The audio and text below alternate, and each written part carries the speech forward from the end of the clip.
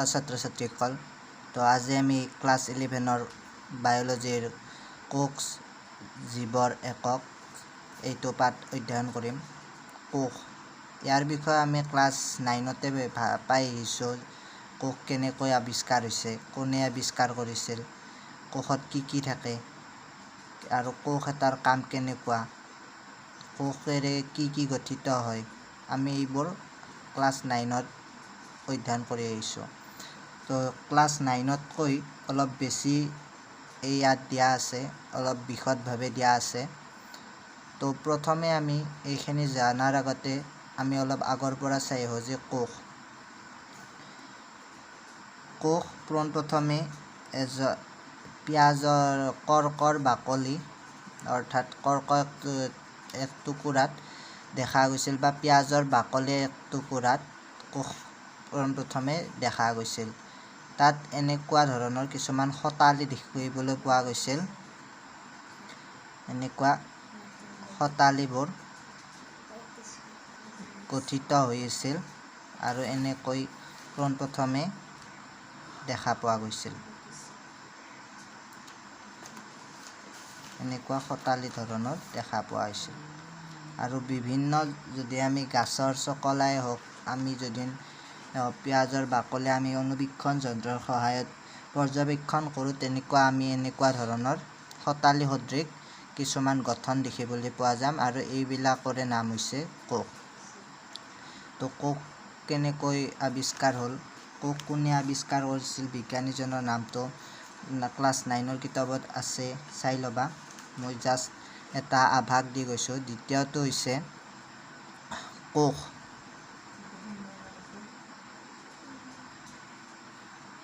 কোষত কি আছে।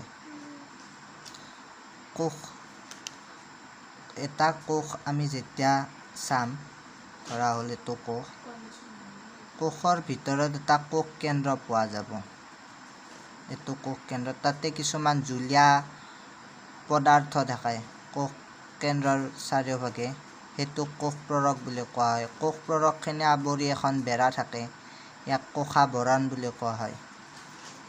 তো কি পালোঁ, এইটো হ'ল কোষ কেন্দ্ৰ,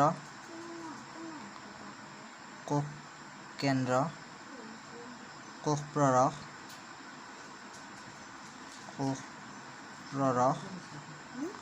আৰু এইটো হ'ল কোষাবৰণ।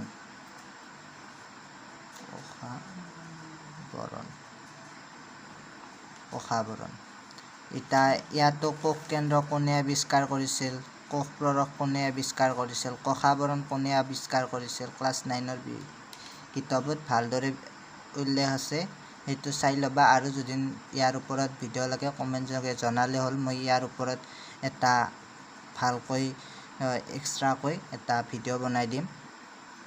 চ' আজি আমি ফাৰ্ষ্ট চাই লওঁ যে কোষত কেনেকুৱা কি চলি থাকে। তো ইয়াৰ উপৰিও এখন কোষ বেৰ থাকে, সেইখন বিশেষকৈ উদ্ভিদৰ ক্ষেত্ৰত দেখিবলৈ পোৱা যায়। কোষ বেৰ।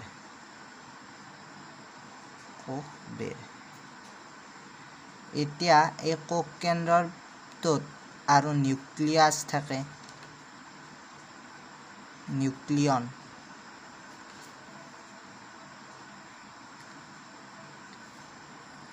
থাকে। তো এনেকুৱা কোষ এটাৰ ভিতৰতো কিছুমান থাকে, কোষৰ ভিতৰত এইখিনি আৱৰি থাকে, অৰ্থাৎ কোষটো এই কোষ কেন্দ্ৰ, কোষ প্ৰৰক, কোষাবৰণ আদি গঠিত হয়। আৰু এই কোষবোৰৰ নিৰ্দিষ্ট কাম আছে। অৰ্থাৎ কোষবোৰ লগ হৈ আমাৰ দেহৰ বিভিন্ন অংগ প্ৰত্যংগ সৃষ্টি হয়।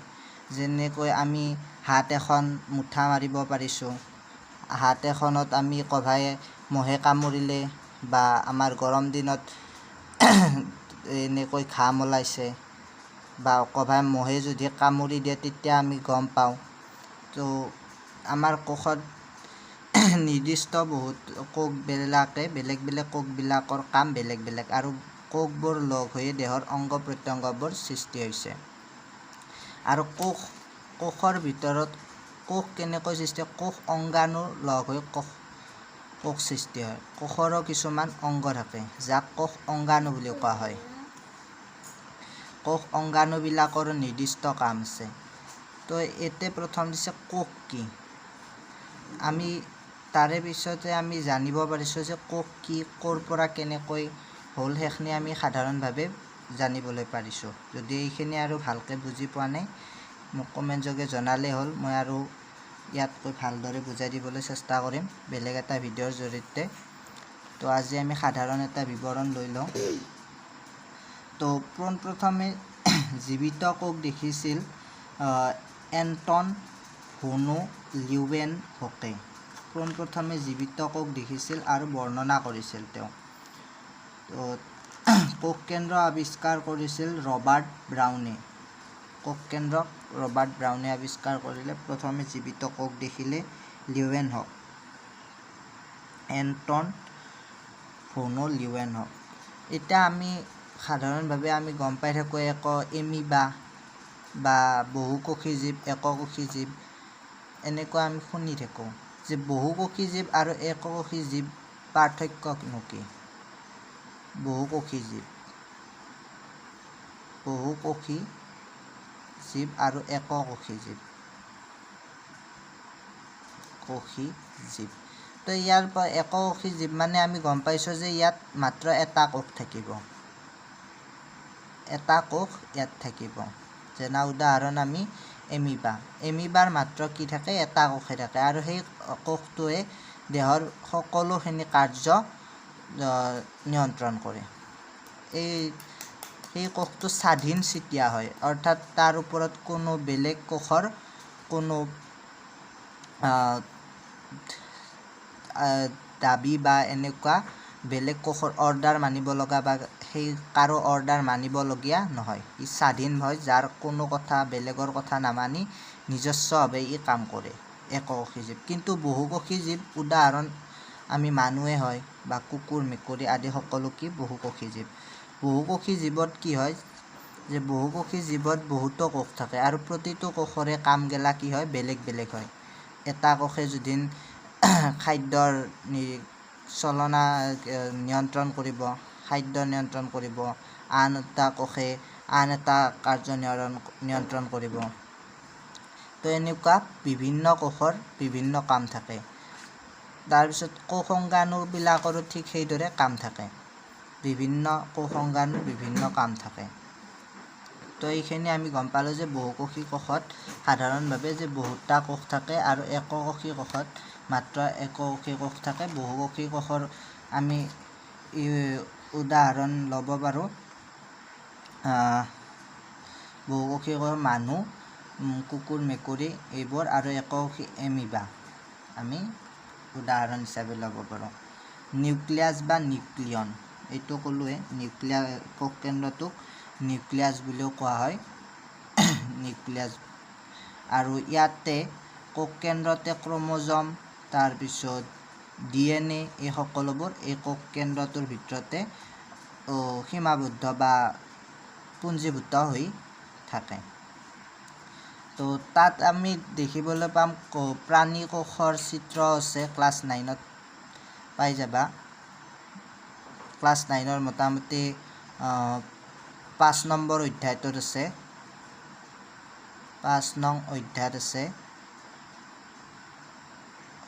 আছে ক্লাছ 9ৰ। একবাৰ চাই ল'লে তাতে আৰু গম পাই যাবা। ইয়াত যিকেইটা চেপ্টাৰ আছে যে বায়'লজিৰ, সেইকেইটা বিশেষকৈ ক্লাছ 9ৰ আৰু ক্লাছ 10ৰ কিছুমান অধ্যায়কেইটাৰ লগত মিল আছে, খালি তাতে অলপ কম কৰি আছিল, ইয়াত অলপ বিশদভাৱে আছে। তো যদি এইখিনি আৰু ভালকৈ বুজি পাব চেষ্টা কৰা, পোনপ্ৰথমে ক্লাছ 9 আৰু 10ৰ বিজ্ঞানখন ভালদৰে একবাৰ চাই ল'বা, তেতিয়া এইখিনি বুজি পোৱাত কোনো তাৰমানে কষ্ট নহয়। তো এতিয়া আমি এইখিনিৰ ভিতৰত চালোঁ যে কোষ কি, ক'ত কেনেকৈ পালে, কোষতটো কি কি থাকে, আৰু কোষ বহুকোষী কোষ, এককোষী কোষ। তো আজি এইখিনি আমি ভালদৰে চাই ল'লোঁ। তো কোষ পালোঁ আমি যে পোনপ্ৰথমে পিঁয়াজৰ বাকলি এক টুকুৰা অধ্যয়ন কৰি তাতে কিছুমান শতালী দেখা পাইছিল। এইবোৰকে কি নাম দিলে? কোষ দিলে। পোনপ্ৰথমে জীৱিত কোষ কাই দেখিবলৈ পাইছিল? লিউৱেনহক। এণ্টন হুনো লিউৱেনহক তেওঁ জীৱিত কোষ দেখিবলৈ পাইছিল। তাৰে পিছত পালোঁ যে কোষটোৰ একদম মধ্য অংশত আমি এটা কোষ কেন্দ্ৰ পাম, এটা য'ত কোষটোৰ DNA ক্ৰমোজম এইবোৰ পঞ্জীভূত হৈ থাকে। আৰু কোষ কেন্দ্ৰক আৱৰি এখন জালিকা জেলি সদৃশ পদাৰ্থ থাকে, এইবোৰক কোষ প্ৰৰক বুলি কোৱা হয়। আৰু জেলি সদৃশ পদাৰ্থবোৰক আৱৰি এখন আৱৰণ থাকে, ইয়াক কোষাৱৰণ বুলি কোৱা হয়। আৰু বিশেষভাৱে উদ্ভিদৰ ক্ষেত্ৰত এখন বেলেগ আৰু এখন আৱৰণ থাকে, এখনক কোষ বেৰ বুলি কোৱা হয়। তো এইখিনিয়ে সাধাৰণভাৱে। আৰু এককোষী কোষ এটা কোষ হৈ সৃষ্টি হয় আৰু বহুকোষী কোষ বহুতো কোষ থাকে। আৰু এই বহুকোষী কোষত থকা কোষবোৰৰ নিৰ্দিষ্ট কোষৰ প্ৰতিটো কোষৰ বেলেগ বেলেগ কাম থাকে। আৰু এককোষী কোষৰ এটা কোষে সকলোখিনি নিয়ন্ত্ৰণ কৰে, খাদ্য খোৱাৰে পৰা বৰ্জিত পদাৰ্থ নিষ্কাশনলৈকে সকলো পদাৰ্থ এটা এককোষী কোষৰ ক্ষেত্ৰত এটা কোষে নিয়ন্ত্ৰণ কৰে। তো আজিৰ বাবে এইখিনিয়ে। যদি ইয়াতে কিবা বুজি নোপোৱা থাকিল তো কমেণ্ট যোগে মোক জনালেই হ'ল। মই নেক্সট ভিডিঅ'ত আৰু ভালদৰে বুজাই দিবলৈ চেষ্টা কৰিম। তো আজিৰ বাবে এইখিনি। Thank U.